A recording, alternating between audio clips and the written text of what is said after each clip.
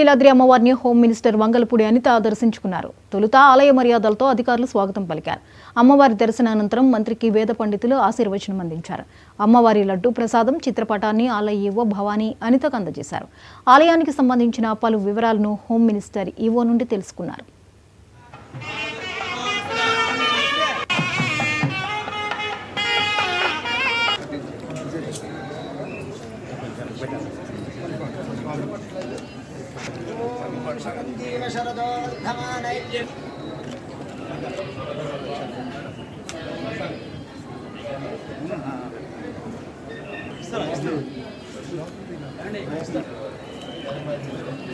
చూడండి సార్ ఇటు సార్ ఇవ్వ గారు